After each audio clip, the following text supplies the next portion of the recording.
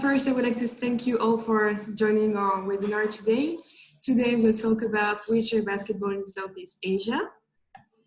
First, I will introduce quickly Social Trust and its projects, and then we will watch a short video about wheelchair basketball, so like everyone is at the same page and know at least the rules and what is it. After, I will let you, the speakers, talk about your experience about wheelchair basketball, and then if there is remaining questions from the audience, we'll have a Q&A session to answer everything. Okay, let's start. So Social Trust is an NGO based in Siem Reap, Cambodia. We are working on the inclusion of people with disability through sports. To do so, we have different projects such as wheelchair basketball, blind football. We also have adaptive rugby, Zumba dance therapy, and we also do disability awareness classes. And to be more precise about our wheelchair basketball project, it started 3 years ago. At the moment, there is 8 players that attend regularly the trainings. It's every Friday now. They had the opportunity to attend different tournaments and competition in Cambodia and also abroad. So our project allows adults with disabilities to have access to sports, to socialize and also have fun. As we can see from the beginning, it helped them to develop their physical skills and also to improve their well-being and also impressive skills on the court. And now we'll watch a short video to explain what is wheelchair basketball.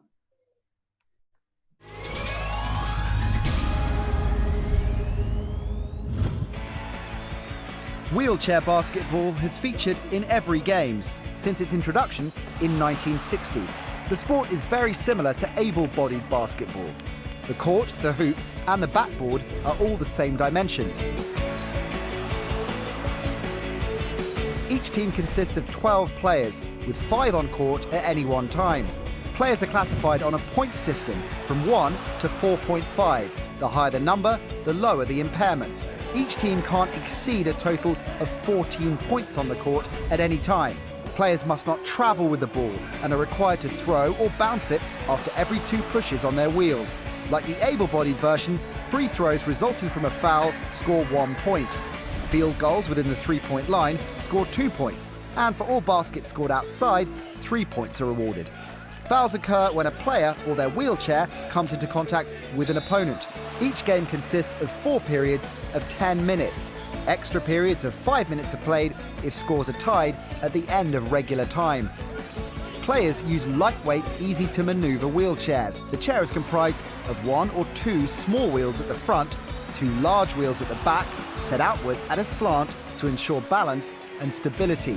Players are strapped into the chair, so any slight movement will see the wheelchair react with you to achieve maximum agility. This is a fast-paced and frenetic sport, requiring eye-hand coordination and stamina. I hope it's now more clear for everyone. Now we will start with the questions. So first, I will put the questions on the screen so everyone can follow. First, I'm talking to all our speakers. Can you please introduce yourself and explain your role within your organization? Maybe Rodney, you can start. Okay, good evening. I mean, it's evening here. I'm talking to you from Sydney, Australia. My name is Rodney Holt. I am the founder of BSF Asia. We are a not-for-profit that works with people with disabilities, providing sports programs. We've worked with Mr. Sok Chia in Cambodia, brought a Cambodian team to Bali last year, and we hosted also a team from Siem Reap in I think 2017, 2018, 2018 as well. So we're using sport as a way to change people's lives, particularly people with disabilities, and giving them empowerment, their self-esteem. So my role within the organization, essentially I'm the founder and I run our organization, yes.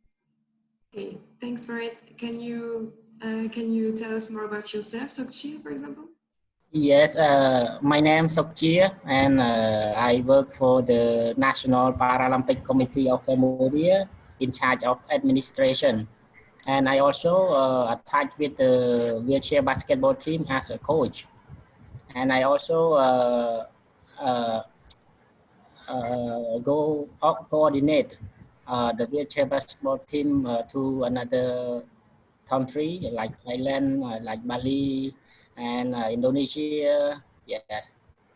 Okay, thank you. And Denver, it's your turn. Hello, everyone. My name is Denver Graham. I'm from the UK, but I'm working here in Cambodia for 2 years now. I'm the Physical Rehabilitation Program Manager. Our main focus of the program is to support physical rehabilitation services. There are two centers in Cambodia we support, one in Battambang and one in Kampong Speu. And part of our program is social inclusion. So my role is to facilitate all the activities in physical rehabilitation and social inclusion, including sport. Okay, thanks. Back to you. Next question. When did you or your organization start to offer wheelchair basketball sessions? Maybe Rodney, you can start again. We introduced wheelchair basketball to Indonesia in 2013, working together with Singapore. And then after that, in 2015, introduced it into Timor-Leste.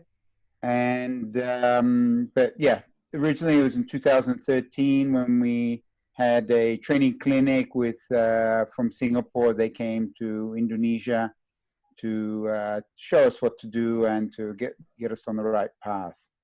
And in 2014, we sent a team to Singapore for their, what they call NDL, which is their National Disability League.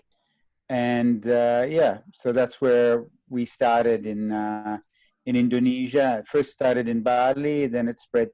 We opened in Lombok islands nearby, Jakarta. So now it is played throughout the country. Okay, great. Sokchia, your turn. Yes. Actually, our NPCC, like the shortcut name, we collect only the high performance player to attend the regular game like ASEAN Para Game, Asia Para Game, and IPC game. And also for the wheelchair basketball team, our NPC just attached with them in 2017. That we go to like Battambang and Kampong Speu, and also a team in Siem Reap come to join together during the 2017, and we select the high performance for the national team. And then we start training only 6 months per year. Yes. Okay. And it is based on the Ministry of Education, Youth and Sport to support, to give allowance. Yeah. And also this team also supported from ICOC, that they training every 3 times per week. Yeah, a whole year. Yeah. So we attacked with them since 2017. Yeah. Okay, and Denver, it's your turn. I seem to have lost the picture, but can you hear me okay? Yeah, perfectly.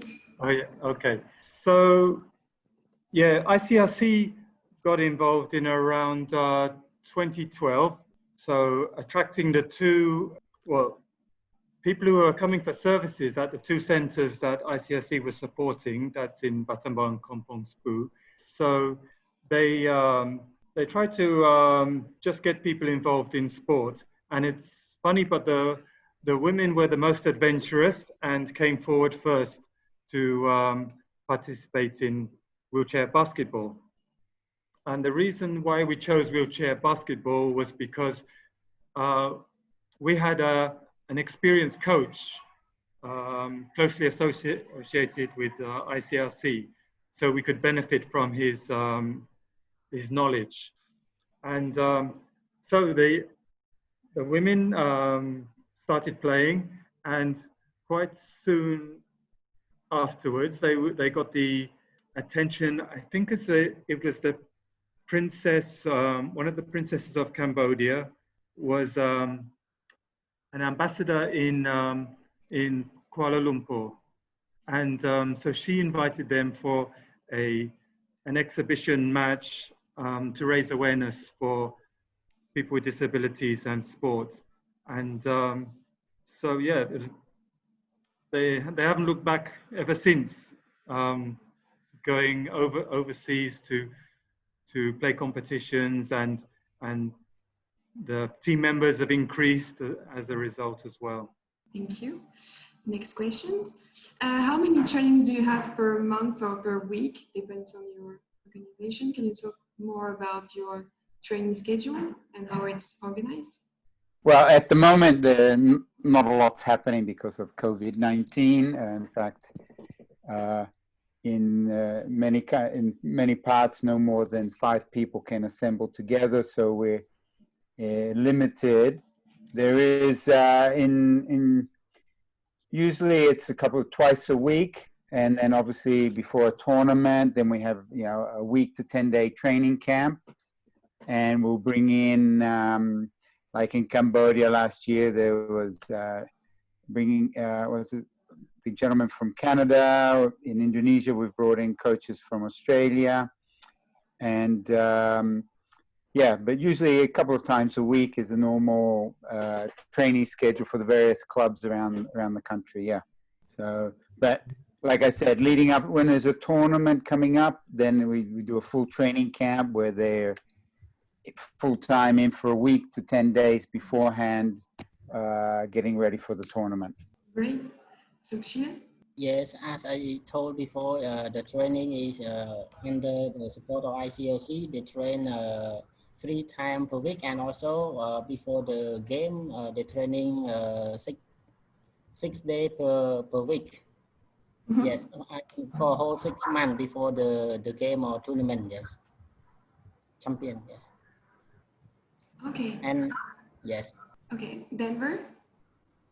Yeah, so yeah, just in line with what Sokjir said, we've been following the National Paralympic Committee and Ministry of Sport, where they've said we should increase the training for the national team to 6 days a week, isn't it? And so, yeah, we've been helping the team manage that. And the rest of the team members train as normal. Normally it was about three days per week. Okay. So yeah, then yeah, they've been quite active. Just recently, they stopped for the COVID, and then just the last month they started training again. Okay, so 3 times a week again. Yeah, they're the regular team members, but the ones in the national team, they play like the Sokjir said, like 6 days. Okay. Okay, that's a lot. Yeah. Next question. With the different teams present in the country, why would you think that wheelchair basketball became the most developed adaptive sport in Cambodia? Rodney, maybe? Well, using paradigms for other countries, obviously, I mean, wheelchair basketball is the biggest, in terms of participation in the world, is the biggest sport for people with disabilities. One, it's because the rules are pretty much basically the same as adaptive, as able-bodied basketball, barring 2 rules. The sport is very much, the impairments or the functionality ranges from, limited lower limb impairment all the way to basically minor. In fact, it's a big dispute at the moment between IWBF and the IPC over what is a disability. But it has been, wheelchair basketball is certainly the most inclusive with its high pointers, minimal disability athletes, and in fact, a lot of athletes that wouldn't, well, the IPC, in fact, is saying now are not classifiable. But certainly, it has a huge range of people with the different functionalities that can play basketball, A.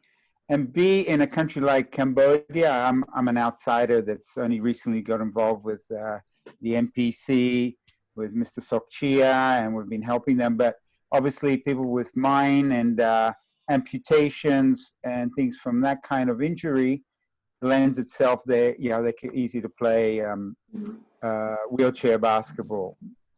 And so I think that's, they're my observations, that it's a sport that amputees and can play quite easily, yes. Yeah, okay, And great. like I said, the equipment, barring the wheelchairs, you use the same courts, same baskets, the same balls. Referees are exactly the same. There's only 2 different rules. And so it's quite, you know, where there is already basketball, it's quite easily to have wheelchair basketball. Yeah, yeah, there is no construction to start wheelchair basketball. That's why. Okay. Sokshia? Yes, for me, maybe I don't have much idea about this question, but I think wheelchair basketball is easy to play and it's fun because it's a group play in a group. Yes. Mm-hmm. Yeah, there is a team spirit and it's about sharing. Yeah, I see. Thank you. And Denver? Yeah, for me, I didn't think about it before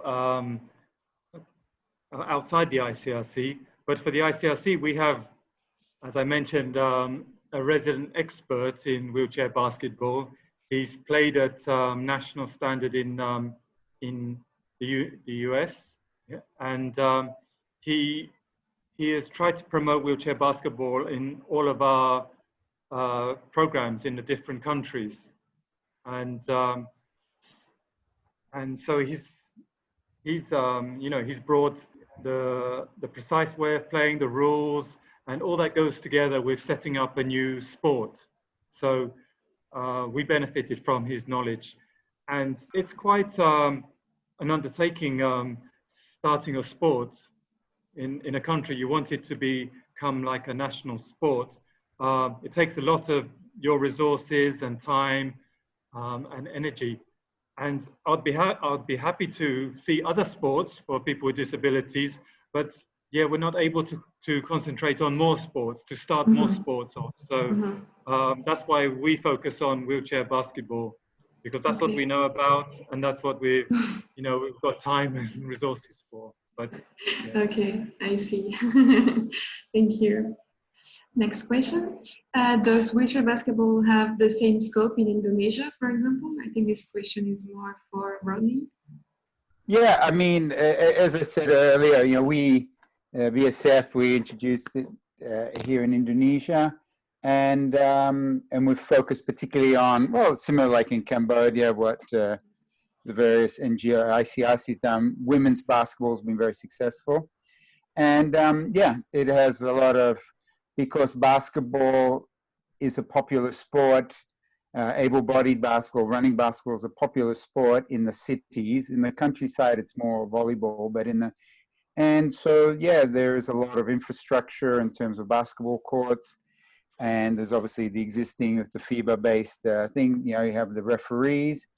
And so it certainly makes it a much easier sport to penetrate and to get more people playing, people with disabilities playing. And, you know, we often have tournaments where we have able-bodied people playing, so it's inclusive as well. You know, we allow teams like Singapore. Singapore has very few low pointers these days, so they can bring able-bodied people that have learned to play and they enjoy playing wheelchair basketball. And the same in Indonesia. We open it at a national level. We open it up to able-bodied players so that it introduces more people into sports for people with disabilities. Make students, you know, when they get out of the chair, the parents tell them, oh, look, see, you can get out of the wheelchair. They can't. So it leads to a lot of, we find it a great way through sport, by having wheelchair basketball, the inclusiveness that it leads to a lot of people being able to sort of appreciate and understanding the what people with disabilities have to live with. And so, yeah, does it have scope in Indonesia? Yes. I mean, for us, it's not the only sport. We do a lot of sports. Wheelchair basketball is just happens to be one of them. But it's for that kind of functionality, paraplegics to lower limb basketball certainly is very popular. Yes. Okay, thanks. Denver, Sukshia, do you want to add something? For me, I don't have idea. Yeah. Okay, no problem. I would just say, yeah, when you talk about scope of the sport, it's really quite difficult to get a sport really well established in a country, especially a country that's still developing. People have got a lot of priorities that they have to deal with first before they can think about sport. So it needs some support from outside. And we're finding it difficult to build up the teams because people find it difficult to come regularly and play sport. They have to think about transportation to get to where the sport's being played, and the feeding. Well, when they're away from home, food is going to be more expensive and more of a luxury. Accommodation, where they're going to stay when they come and play. So that's why we can manage quite well at the centers we support, because they have dormitories for the regular service users. And during the weekend, they're not used so much because the physical rehabilitation center is not open for the service users. So the wheelchair basketball team can happily use the dormitories there. Okay. That's the main challenge in getting the sport to increase. And also to start a team somewhere else in the country, they need sports wheelchairs, they need basketballs, they need coaches to go and get them started. So we've also been helping getting the coaches from our current teams that we support to go to start new teams. And I think that's how Social Trust started playing, because coaches from Battambang went there to help the team along. Yeah. Okay, thanks. We'll talk more about the difficulties later. Sorry, I'll add one thing. What we've done in Indonesia is we've associated like an MOU with the FIBA-based Basketball Federation. So that allowed us into getting in, obviously, access to the courts, access to the referees, and also, we could then train up coaches and stuff that, as such. So that was for us a big step forward, was working with it's called Perbasi, the local FIBA-based able-bodied basketball court. And so that's worked well as a partnership between the two basketball codes, yes. Okay, interesting. Thank you. How popular is wheelchair basketball and other adaptive sports in your respective countries? Yeah, when you say, I'm based I'm in Australia at the moment. But if we go back to, say, we can talk about Australia, about wheelchair basketball is there's a basketball league like there is in the US. It's at a different level. Adaptive sports here in Australia are at quite a high level. At the Paralympics, the country does very well. Going back to countries like Timor-Leste, Indonesia, and other countries we're involved with, it's very, in Indonesia, the big step forward was in 2018 when they had the Asian Para Games in Jakarta. And so that opened a lot of people's eyes and minds to sports for people with disabilities. Before that, people with disabilities are just sort of, like in a lot of developing countries, are sort of pushed to the side, not because there's discrimination, but people have their own problems to deal with. So there was only very limited, we work a lot with other NGOs providing the program. So if you didn't have a relative that had a disability or knew of one, your exposure was very limited. But certainly the games have, the Para Games have opened up people's eyes, and suddenly, there's sports and wheelchair basketball packed the indoor stadium in Jakarta was full every time the games were on, not only when Indonesia was playing. So it was a big step forward. To say how popular it is, yeah, I mean, like in all countries around Asia, football, soccer is the biggest game. So by comparison, adaptive sports are very much a small niche. You know, they every now and again you'll see something on television, but it's not like somewhere in Australia where it's out there, and you know, it's maybe in the GB the same. Whereas you know, adaptive sports is even you know, weekly covered. It's you know, people talking about it all the time as such. So yeah, a long way to go in somewhere like Indonesia. Timor-Leste, it's even further behind. And even in Singapore, being the most developed, we work there with the SCSD. They, you know, they try, but they have weak, you know, regular community events to let people know that these sports are there and available. But even there, it's sort of quite, you know, it's very niche sort of sport. Yeah. The popularity is very limited. It's just seen as it's not seen as a sport, but it's seen as a charity thing, and that's the big problem. Okay. Yeah. Sakchia? Yes, for me, I think a sport, when it comes to be popular in the country, it must have the competition. If yes, if there is no competition, maybe it's not like no one not popular. As I remember, Cambodia used to host the volleyball, standing volleyball. Yes, and this is a lot of audience come to watch at the stadium. Yeah, but for wheelchair basketball, I think I never host like a games like a champion. So I'm not sure that. But if we can host the champion, maybe it will be popular one day. Yeah. Yeah. Thanks. And Denver?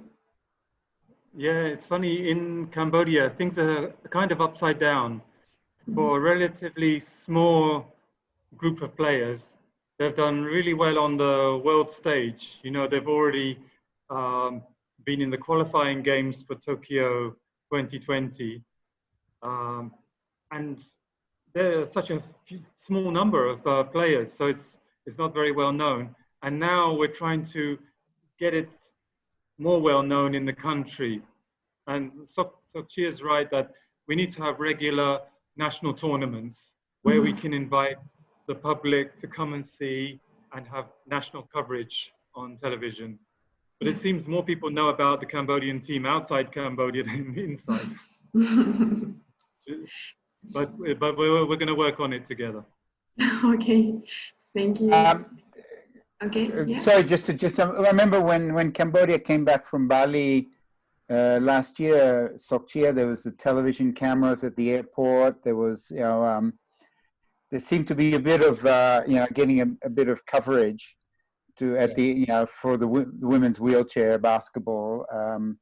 So, you know, so I agree entirely. Yeah, like I said earlier, events like this, and obviously in 2023 with the ASEAN Para Games, that will certainly give it a huge boost to the sport. But before that, yeah, it's having events, as Mr. Sokchia says. So it will be popular during the Cambodia host the 2023 ASEAN Para Games. Next question. Is wheelchair basketball followed by the general public or only a small group of interested people? I think you already answered a bit. Yeah, I think, yeah, we've already covered that. Yeah. Nothing else to add to that question? No, I mean, no?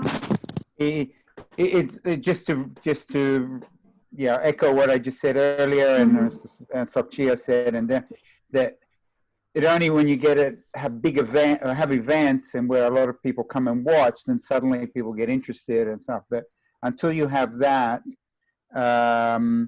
yeah, I mean, when we were in, what was it, November, Sokchia, there was a wheelchair basketball nationals there at a sports club in Phnom Penh.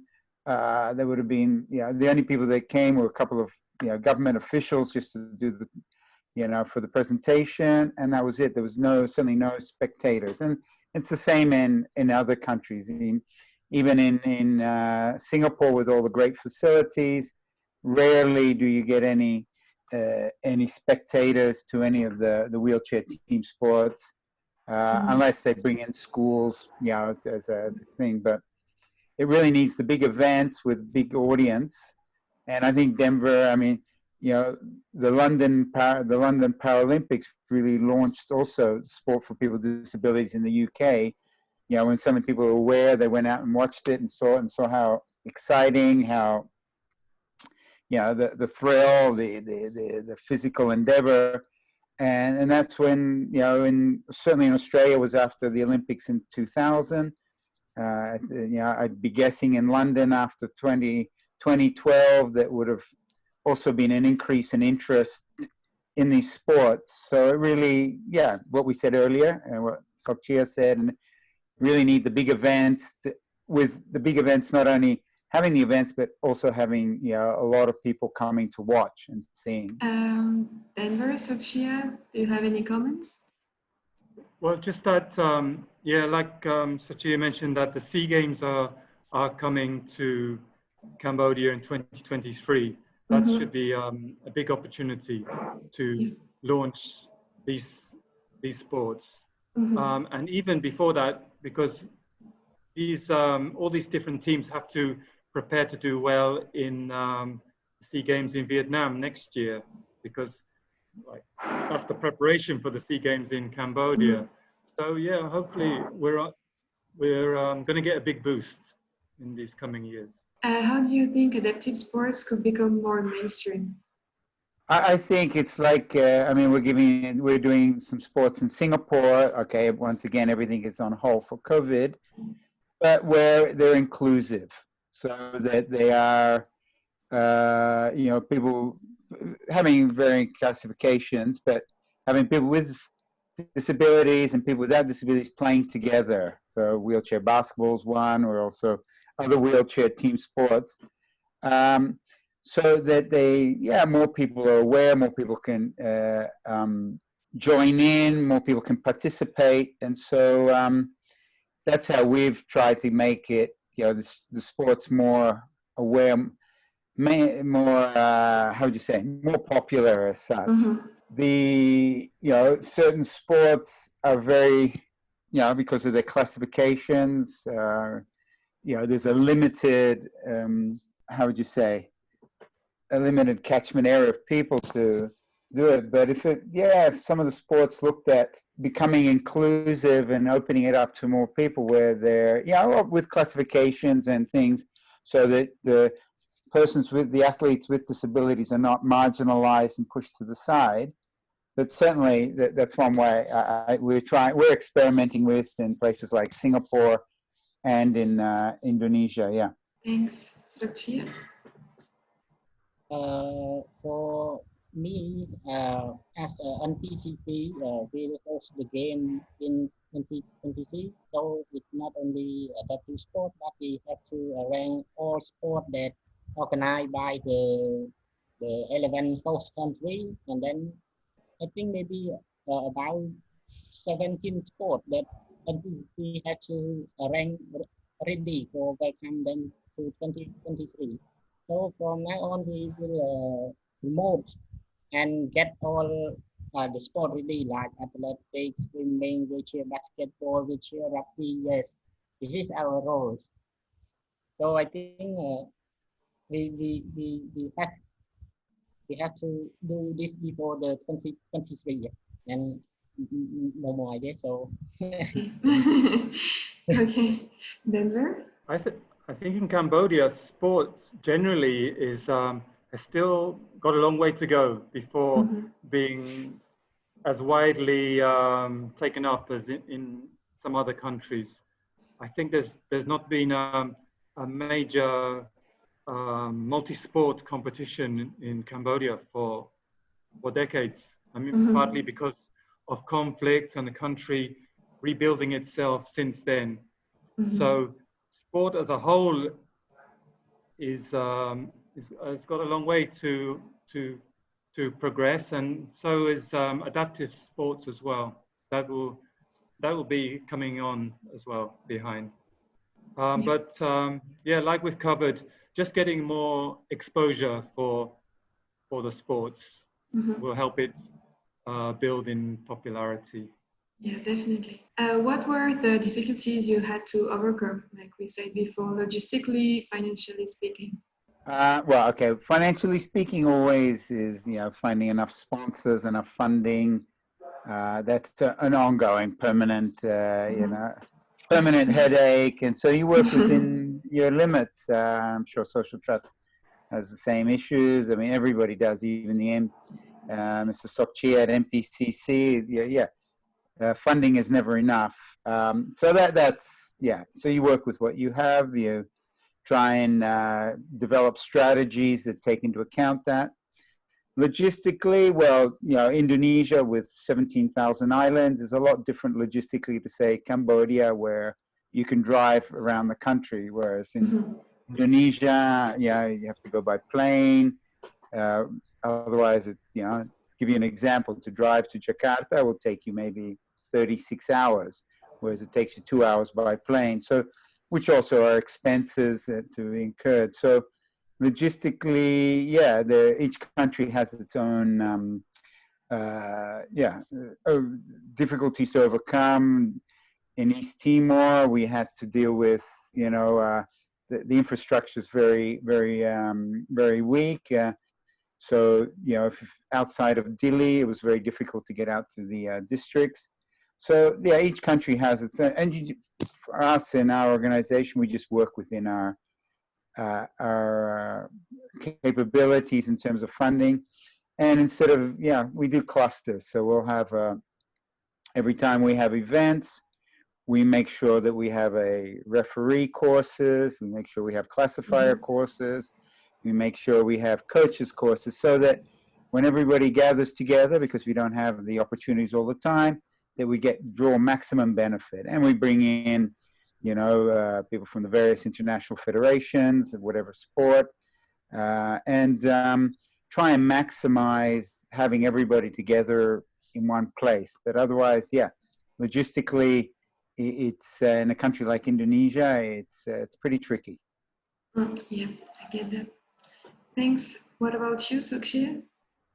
For me, I don't think I have the same, like already, like the difficulty, the funding, also the equipment and court, and the sport, the sport technical. Yes, this is very bit challenge for our NPC. Thanks. And finally, Denver. There's two different worlds, really. There's the national sport within Cambodia, and then there's the international competitions. So we work closely with Sokchi's department, the NPCC, so the NPCC has lots of enthusiasm to get the team out and help them out logistically to get to this competition. The biggest challenge there is financially. Together we try to find the means to do it. But it's always a last-minute scrabble as the competition draws near.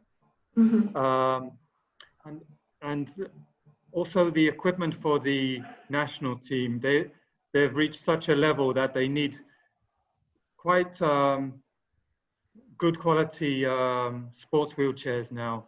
And now you're getting into quite high prices, around $1,000 for a wheelchair. And there's not many companies that can provide good quality wheelchairs at a price that we could afford. So that's a big challenge. For the sports in Cambodia, the biggest problem is getting organizations to support a team who are going to stick it out for the long term. To build a sport needs long-term commitment. You can't just do it as a one-year project, because it will die after 1 year. You need to keep going with the team, stick with the team, and help them along. And not many organizations want to do anything long term like that. They're happy to donate some wheelchairs or some equipment or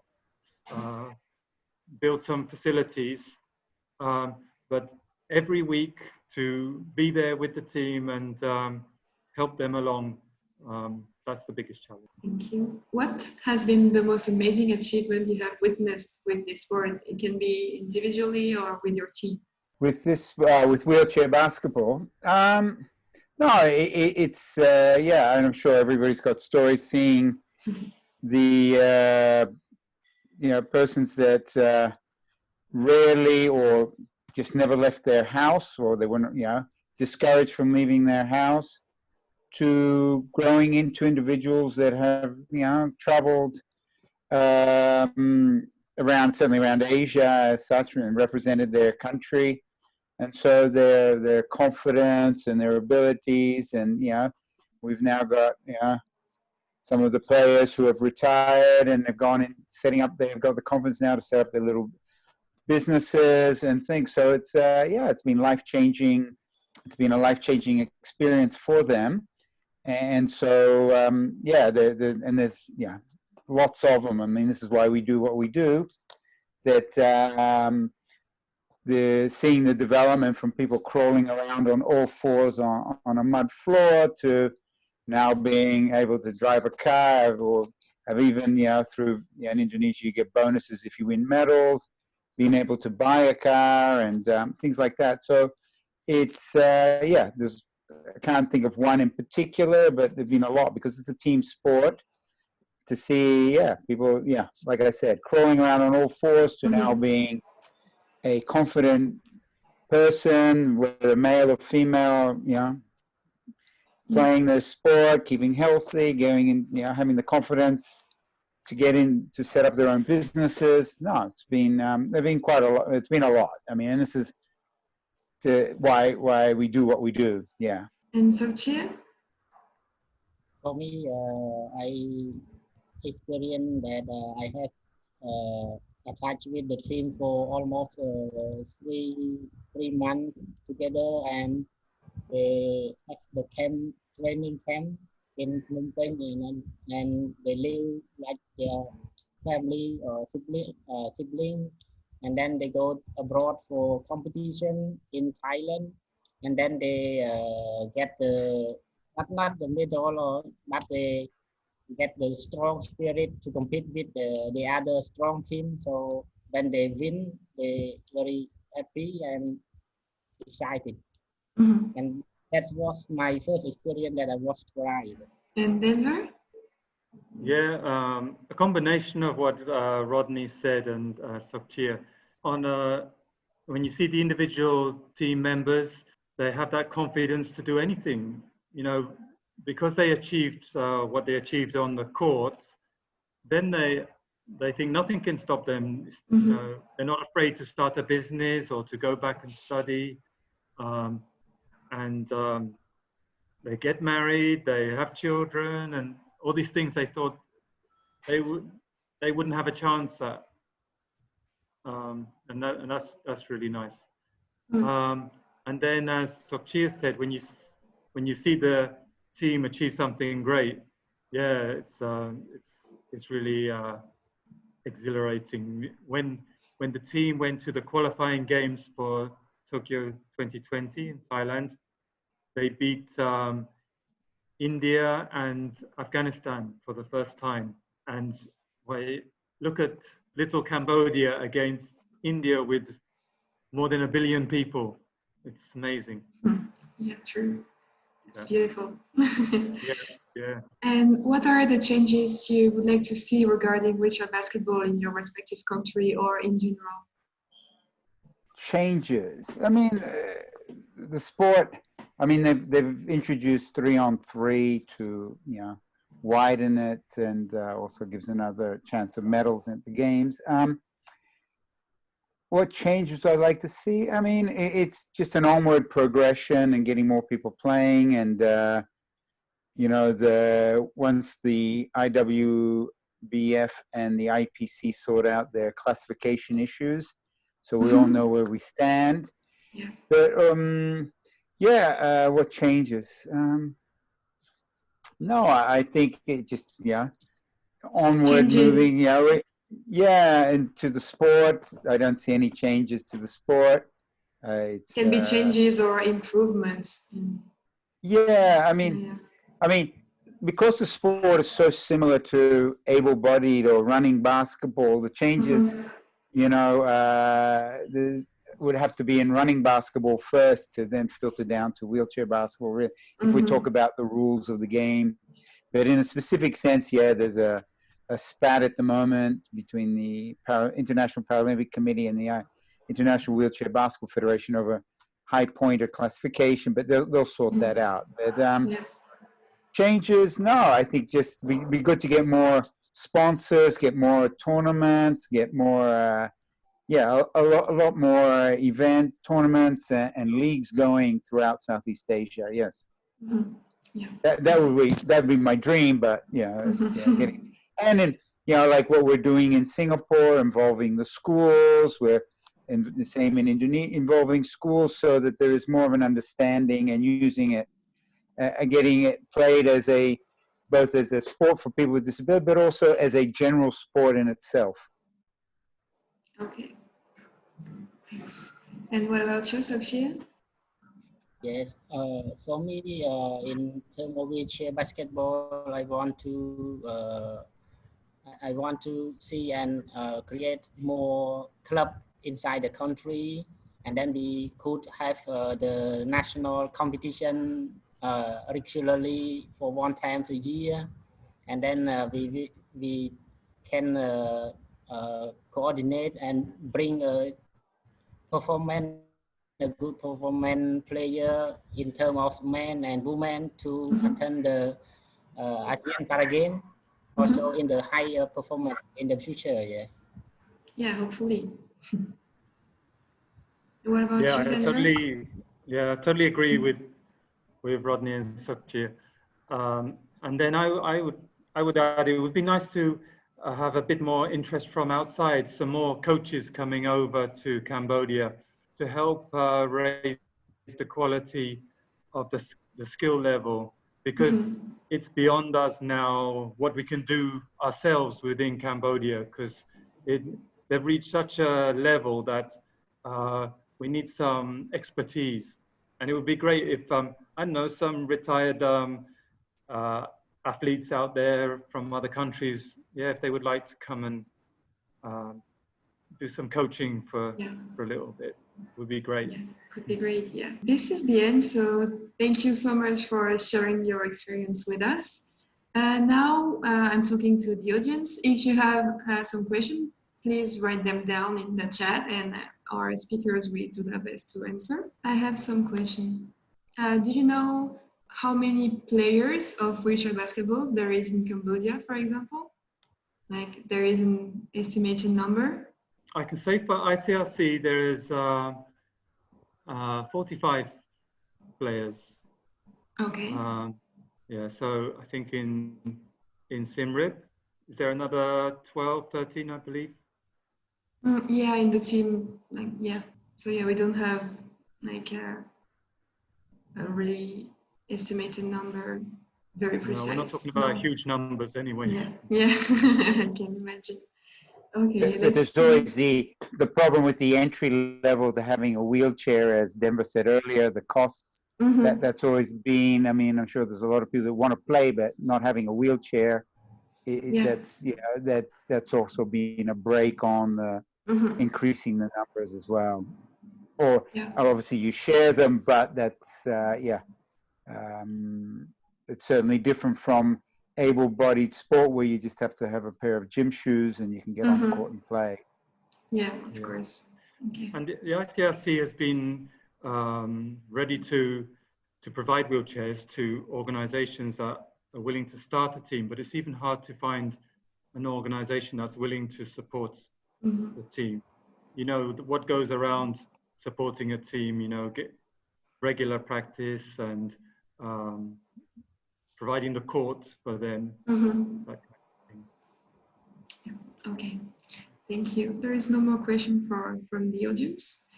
So thank you so much for attending this meeting. It was very, very interesting. I'd like to add that we are also having a crowdfunding campaign to help our wheelchair basketball team. So if you want to support us, you can go on our Facebook page or Instagram page. You'll see it. And don't hesitate to follow us on social media to have the latest news. And yeah, I think we are done for today. Thank you again for listening and for sharing with us your knowledge. It was very interesting. Thank you.